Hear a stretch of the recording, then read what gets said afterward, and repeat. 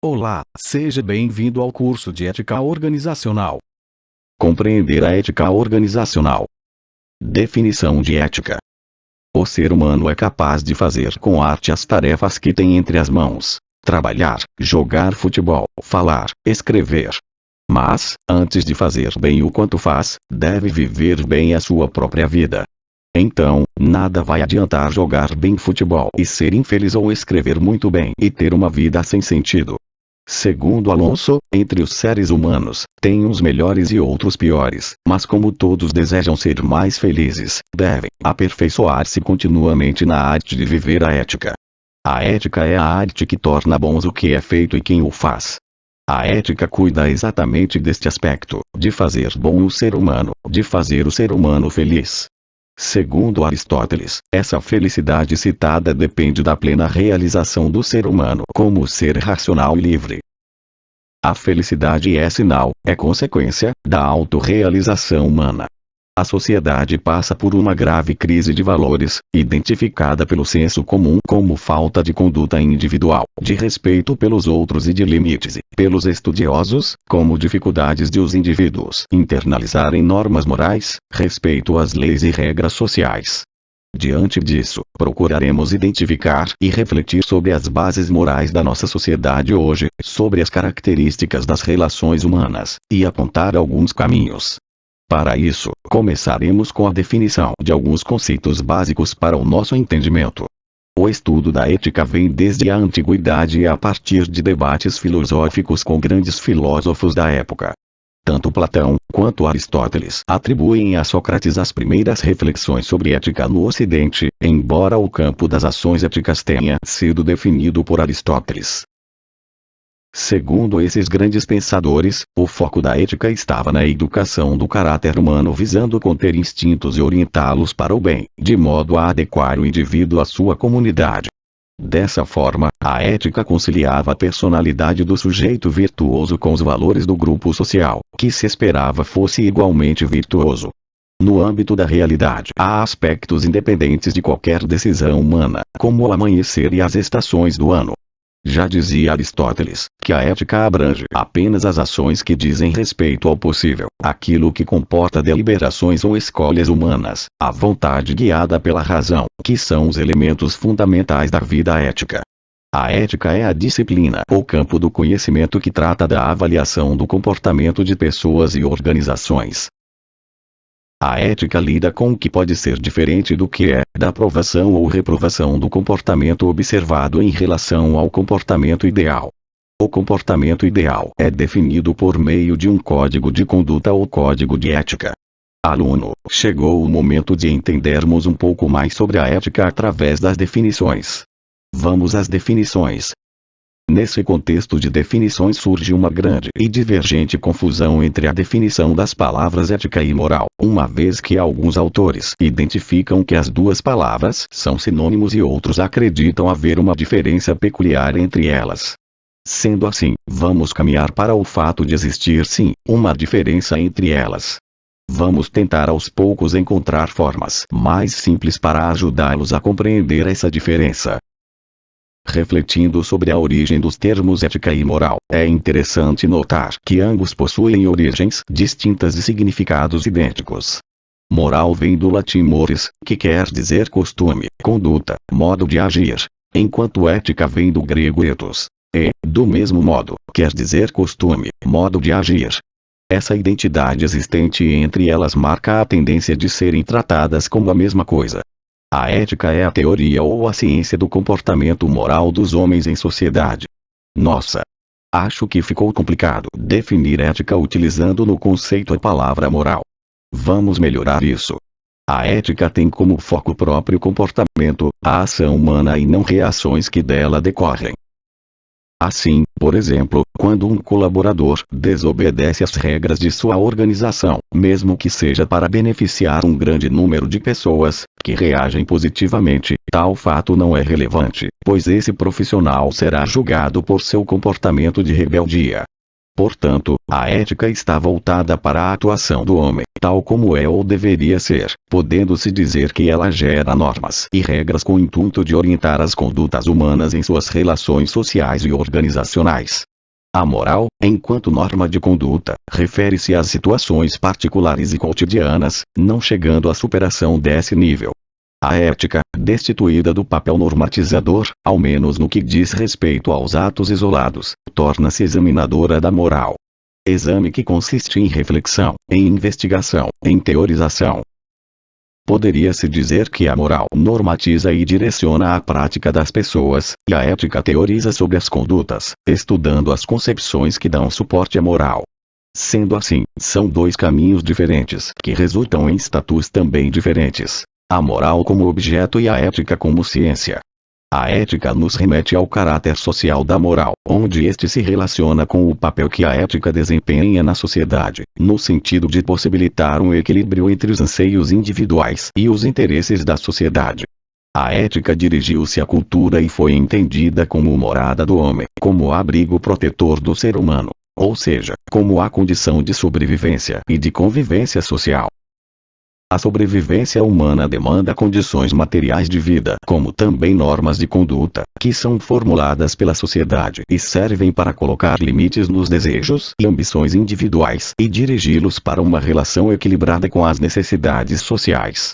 O modo de agir das pessoas pode parecer absolutamente individuais, por consistir em uma ação praticada por um sujeito a partir de seu posicionamento no mundo e de uma decisão por ele tomada. O modo de agir envolve, direta ou indiretamente, outros indivíduos e que, mesmo apresentando-se como produto de uma escolha livre e consciente do sujeito, de fato, ele representa as circunstâncias históricas da pessoa, sua história pessoal e sua herança familiar e cultural. Apesar do comportamento moral articular-se com as condições históricas da pessoa, isto não impede que ele possa fazer as escolhas e se responsabilizar por elas. Esse comportamento reflete sobre o seu agir e busca orientar a sua prática de forma consciente para o que lhe seja significativo, útil e funcional. A partir da relação do homem com o mundo, justifica-se o seu comportamento ou a sua escolha, a partir do momento histórico. Toda a variedade de relações que, por sua vez, determinam comportamentos também variados supõe um sujeito real e concreto.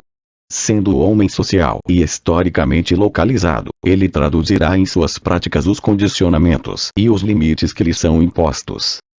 Segundo Passos, o ato moral é exclusivo do ser humano porque este é o único dotado de consciência, de liberdade e de poder de decisão. Moral em nossa sociedade. Toda sociedade, por menor que seja e por menos desenvolvida que pareça, possui valores morais, que vão sendo ensinados a seus membros através da família, da escola, da igreja, dos meios de comunicação de massa. Isso porque eles desempenham um papel fundamental como elementos reguladores do comportamento das pessoas. Sendo assim, esses valores morais são vistos como um elemento determinante do tipo de conduta necessária à sociedade. Esses valores são introduzidos nas sociedades de forma sutil e lenta. Vamos observar de uma forma mais clara na figura abaixo. Estudante, acredito que a visualização das influências fique mais clara. Segundo Passos, a sociedade contemporânea, mais do que qualquer outra, acreditou nos poderes da ciência e da técnica como forma de proporcionar aos seres humanos uma vida de abundância material e de felicidade. No entanto, surge uma nova essência do ser humano a partir de uma inversão de valores. A sociedade atual acha-se orientada por um verdadeiro culto ao prazer e ao poder. O poder econômico ganhou mais alto alcance, fazendo o ser humano voltar-se totalmente para a procura dos meios que possibilitem o crescimento de seu poder econômico. Assim, a sociedade capitalista em que vivemos gerou relações materiais e sociais que dividem a população em classes totalmente diferentes. Uma que desfruta dos benefícios do poder e outra que sofre as consequências do poder. Todos desejam o bem-estar material, mas apenas alguns o conseguem e desfrutam dele. De acordo com Erich Fromm, processa-se uma inversão do modo de ser de vida para o modo de terça-feira. Aí, o homem vale pelo que tem, e não pelo que é. O lucro e o poder tornam-se a meta central e a luta consiste em adquirir, em possuir e em obter lucros. Com isso, desenvolve-se um processo de alienação do ser humano em que ele se submete ao produto de seu próprio trabalho, passando a tratar as coisas que ele criou como ídolos. A moral que prevalece na nossa sociedade não se preocupa em saber o que é bom para o ser humano, e sim o que é benéfico ao processo produtivo, ao capital, em que o egoísmo e o culto do eu tornaram-se qualidades e sinônimos de progresso e de maturidade. Desse modo, segundo Passos, nossa moral despreza as virtudes públicas da justiça social, igualdade e liberdade e valoriza os ditos vícios individuais, como roupas, bens materiais mais variados, entre outros. Nesse momento podemos fazer algumas perguntas. É essa sociedade que queremos? É essa prática moral que queremos estabelecer? É isso que queremos passar para as nossas crianças? Ética e felicidade. Relação direta. Quando começamos os nossos estudos, ficou dito que a felicidade está envolvida diretamente em manter uma conduta ética apropriada. Se não vivermos através dessa conduta, não conseguiremos ser felizes. Essa pergunta vai nos acompanhar ao longo desses estudos. Sendo assim, por que não falarmos um pouco mais sobre a relação entre felicidade e ética? Para isso, podemos lançar outras perguntas. O que fazer? Para que fazer? Como agir? Qual é a finalidade do comportamento do ser humano? Nós sempre agirmos por um fim, concebido pela razão. É certo e natural que esse fim deva ser desejável. No entanto, pela experiência vivida pela sociedade, nem sempre o homem consegue se satisfazer, pois os bens procurados e conseguidos não satisfazem plena e permanentemente. Na maioria das vezes, temos um comportamento que logo que alcançamos os bens desejados, passamos a cobiçar outros. Não podemos esquecer que alguns bens são considerados bens secundários, que têm como objetivo proporcionar os bens superiores. Podemos dar um exemplo. Adriano está saboreando um bom prato, ciente de que se trata de alimentação saudável, que o ajudará a manter a saúde e o emprego, que por sua vez garantirá a remuneração necessária para o sustento dos filhos. Alimentação saudável, emprego, etc. são bens intermediários, secundários em relação ao bem final e superior, que é o sustento dos filhos. Segundo Alonso, a observação da realidade de nossos sentimentos leva-nos sem dúvida a concluir que tanto esses bens secundários quanto os superiores não nos satisfazem plena e permanentemente. Segundo Aristóteles, Tomás de Aquino e muitos outros filósofos, existe no íntimo de nossa alma a atração por um bem acima de todos, o bem supremo, que nos daria satisfação plena e permanente. Este bem supremo seria então o fim último do ser humano, a sua finalidade no mundo. Não existir este fim último para o ser humano seria como caminhar sem fim. Significaria uma tendência a algo inatingível por natureza. Significaria algo filosófica e vitalmente inaceitável.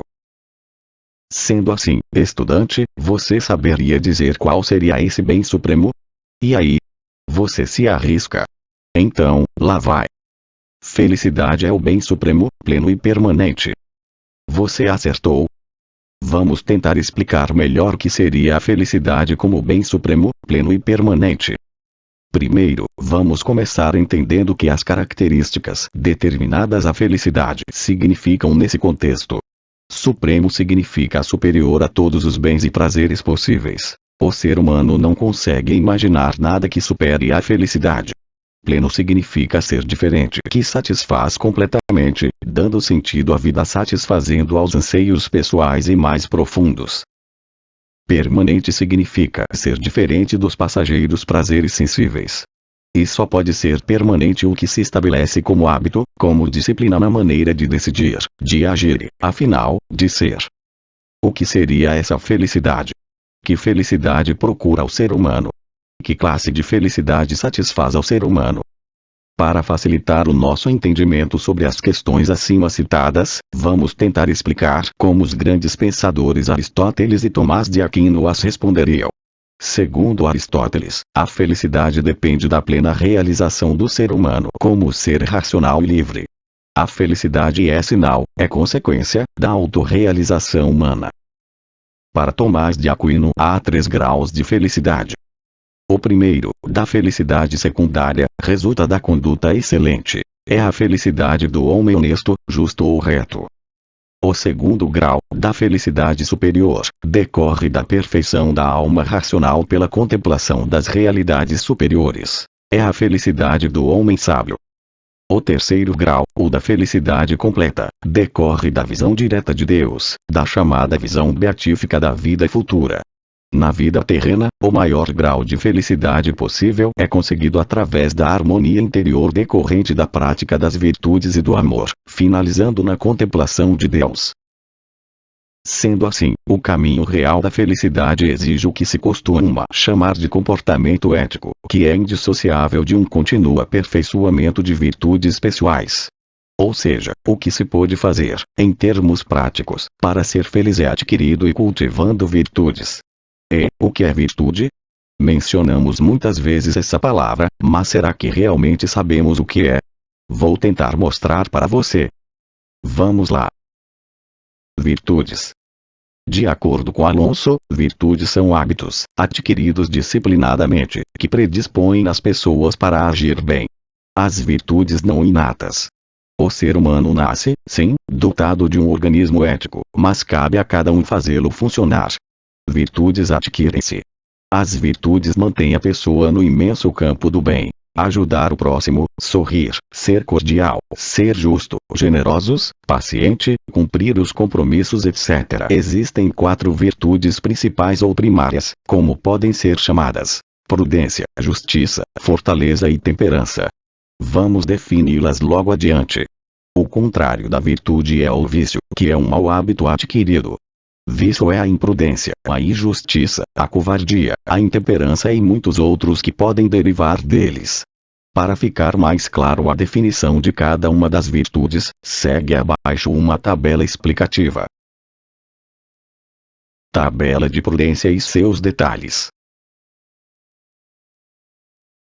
Tabela de justiça e seus detalhes. Tabela sobre fortaleza e temperança e seus detalhes. De acordo com todo o conhecimento construído até o momento, devemos nos deter agora à ética voltada para as organizações, uma vez que esse é o nosso grande objeto de estudo. Existe uma tendência em acreditar que ética e negócios não combinam, uma vez que esse mundo de negócios é regido pela ganância, lucratividade ilimitada e pela desonestidade. No entanto, a vida nas organizações, assim como na sociedade em geral, repousa em valores, pois são eles que vão definir as regras de conduta e as ações a serem ou não realizadas. Ética nas organizações. É comum nós encontrarmos pessoas nas empresas perguntando constantemente: o que devo fazer? Será correto fazer isso? Porque a empresa em que trabalho é assim. A empresa não deveria ser diferente.